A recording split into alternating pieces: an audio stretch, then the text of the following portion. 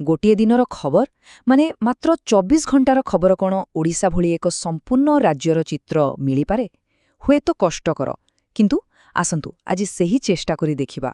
ଗୋଟିଏ ଦିନର ଖବରକାଗଜ ପୃଷ୍ଠାରୁ ଓଡ଼ିଶାର ଆଶା, ଆହ୍ୱାନ ଏବଂ ପରିଚୟକୁ ବୁଝିବାକୁ ଚେଷ୍ଟା କରିବା। ଏହା କେବଳ ଏକ ପ୍ରଶ୍ନ ନୁହେଁ, ବରଂ ଏକ ବଡ଼ ଆହ୍ୱାନ। ଭାବନ୍ତୁ ତ, 4.5 କୋଟି ଲୋକଙ୍କ ଜୀବନ, ସେମାନଙ୍କ ସ୍ୱପ୍ନ ଆଉ ସଂଘର୍ଷକୁ ଗୋଟିଏ ଦିନର ଘଟଣାକ୍ରମରେ କେମିତି ଦେଖିହେବ। ତେବେ ଆସନ୍ତୁ ଏହି ଯାତ୍ରା ଆରମ୍ଭ କରିବା ଆଉ ଦେଖିବା ଏହି 24 ଘଣ୍ଟାର ଖବର ଆମକୁ କେଉଁ କାହାଣୀ ଶୁଣାଉଛି। ତେବେ ଆମର ଏହି ଯାତ୍ରା ଆରମ୍ଭ ହେଉଛି ଓଡ଼ିଶାର ଆକାଂକ୍ଷାରୁ, ଏକ ଏପରି ରାଜ୍ୟ ଯାହା କେବଳ ଦେଶରେ ନୁହେଁ ବରଂ ପୁରା ବିଶ୍ୱ ମାନଚିତ୍ରରେ ନିଜ ପାଇଁ ଏକ ସ୍ୱତନ୍ତ୍ର ସ୍ଥାନ ତିଆରି କରିବାକୁ ଲକ୍ଷ୍ୟ ରଖିଛି। ଏହି ଆକାଂକ୍ଷା କେତେ ବଡ଼, ତାର ପ୍ରମାଣ ହେଉଛି ବିଶ୍ୱବ୍ୟାଙ୍କ ସହ ଏହି ସହଯୋଗ। ରାଜ୍ୟ ସରକାର କେବଳ ରାସ୍ତାଘାଟ କି କୋଠାବାଡ଼ି ନୁହେଁ, ବରଂ ଏଠିକାର ଯୁବପିଢ଼ିଙ୍କର ଦକ୍ଷତା ବଢ଼ାଇବା ଆଉ ଜଳବାୟୁ ପରିବର୍ତ୍ତନକୁ ସାମ୍ନା କରିପାରୁଥିବା ଭଳି ଭିତ୍ତିଭୂମି ତିଆରି କରିବା ଉପରେ ଗୁରୁତ୍ୱ ଦେଉଛନ୍ତି। ଏହା ସତରେ ଏକ ଦୂରଦୃଷ୍ଟି ସମ୍ପନ୍ନ ପଦକ୍ଷେପ। ହେଲେ ମନରେ ପ୍ରଶ୍ନ ଆସୁଥିବ, ଏତେ ସବୁ ବଡ଼ ବଡ଼ ଯୋଜନା ପାଇଁ ଅର୍ଥ ଆସୁଛି କେଉଁଠୁ? ଉତ୍ତର ହେଉଛି ରାଜ୍ୟର ଖଣିଜ ସମ୍ପଦ। ଜାଣିଲେ ଆଶ୍ଚର୍ଯ୍ୟ ହେବେ, ଗତ ତ୍ରୈମାସିକରେ ଭାରତର ମୋଟ ଖଣିଜ ରାଜସ୍ୱର 40%ରୁ ବି ବେଶି କେବଳ ଓଡ଼ିଶାରୁ ହିଁ ଆସିଛି। ଏହି ବିପୁଳ ଅର୍ଥ ହିଁ ରାଜ୍ୟର ବିକାଶର ଇଞ୍ଜିନ୍ ସାଜିଛି। ଆଉ ଏହି ଯେଉଁ ଗତିଶୀଳତା, ତାହା ସବୁ କ୍ଷେତ୍ରରେ ଦେଖିବାକୁ ମିଳୁଛି। ଦେଖନ୍ତୁ, ଗୋଟେପଟେ ଗ୍ରୀନ୍ ହାଇଡ୍ରୋଜେନ୍ ହବ୍ ପାଇଁ ବିଶ୍ୱସ୍ତରୀୟ ନିବେଶକଙ୍କୁ ଆକର୍ଷିତ କରାଯାଉଛି, ଆଉ ଗୋଟେପଟେ କୋରାପୁଟର କଫି ଦୁବାଇରେ ଏବଂ ଆଦିବାସୀ ଚାଷୀଙ୍କ ଷ୍ଟ୍ରବେରୀ ଲଣ୍ଡନରେ ପହଞ୍ଚୁଛି। ଏହା ସହିତ ଭୁବନେଶ୍ୱରର ଇନ୍ଫୋସିଟି 2କୁ ବି ନୂଆ ନୂଆ ଆଇଟି କମ୍ପାନୀ ଆସୁଛନ୍ତି। ଏହା ହେଉଛି ଏକ ବହୁମୁଖୀ ବିକାଶର ଚିତ୍ର। ରାଜ୍ୟର ଏହି ସମ୍ପୂର୍ଣ୍ଣ ଦୃଷ୍ଟିକୋଣକୁ ଯଦି ଗୋଟିଏ ବାକ୍ୟରେ କହିବା, ତେବେ ତାହା ହେବ ମାଟିରୁ ସିଲିକନ୍। ଏହା କେବଳ ଏକ ସ୍ଲୋଗାନ ନୁହେଁ, ବରଂ ଏକ ପ୍ରତିବଦ୍ଧତା।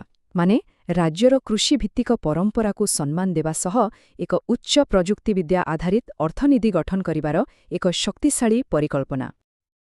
କିନ୍ତୁ କୁହନ୍ତି ନା, ପ୍ରତିଟି ମୁଦ୍ରାର ଦୁଇଟି ପାର୍ଶ୍ୱ ଥାଏ। ପ୍ରଗତିର ଏହି ଚମକ ପଛରେ କିଛି ଛାଇ ମଧ୍ୟ ଲୁଚି ରହିଛି। ତେବେ ଆସନ୍ତୁ ଦେଖିବା ଏହି ଦ୍ରୁତ ବିକାଶର ଅନ୍ୟ ଦିଗକୁ। ଏହାର ମୂଲ୍ୟ କ'ଣ ଏବଂ ଏହାର ପରିଣାମ କ'ଣ? ଦେଖନ୍ତୁ, ଏହା ହିଁ ତ ପ୍ରଗତିର ସବୁଠୁ ବଡ଼ ବିଡ଼ମ୍ବନା। ଯେଉଁ ଖଣିଜ ସମ୍ପଦ ରାଜ୍ୟ ପାଇଁ ସମୃଦ୍ଧି ଆଣୁଛି, ତାହା ହିଁ ତାଳଚେର ଭଳି ସ୍ଥାନରେ ସ୍ଥାନୀୟ ଲୋକଙ୍କ ପାଇଁ ଭୟଙ୍କର ବିପଦର କାରଣ ପାଲଟିଛି। ସେଠାରେ ବେଆଇନ ଭାବେ ଚାଲୁଥିବା ଭୂତ ଖଣି କାରଣରୁ ମାଟି ଦବିଯାଉଛି, ଲୋକଙ୍କ ଘରଦ୍ୱାର ଭାଙ୍ଗିରୁଜି ଯାଉଛି। ତେବେ କ'ଣ ଏହି ସମସ୍ୟାଗୁଡ଼ିକୁ ସମ୍ପୂର୍ଣ୍ଣ ଅଣଦେଖା କରାଯାଉଛି?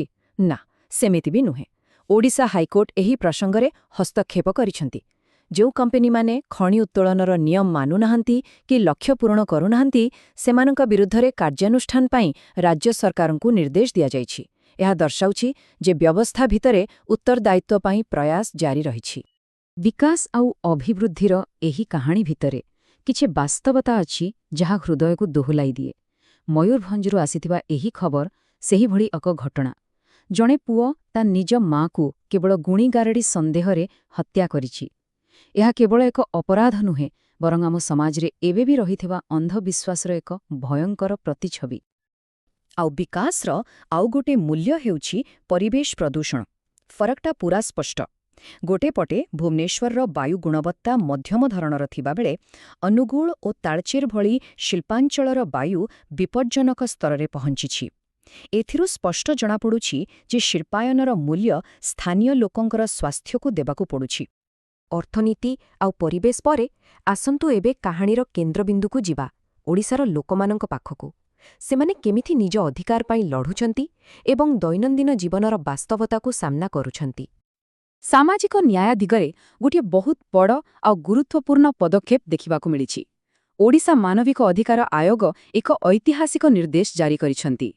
ଏହି ନିର୍ଦ୍ଦେଶ ଅନୁଯାୟୀ ରାଜ୍ୟ ସରକାର ଟ୍ରାନ୍ସଜେଣ୍ଡର ବ୍ୟକ୍ତିମାନଙ୍କ ପାଇଁ ସରକାରୀ ଚାକିରିରେ ସଂରକ୍ଷଣ ବ୍ୟବସ୍ଥା କରିବେ।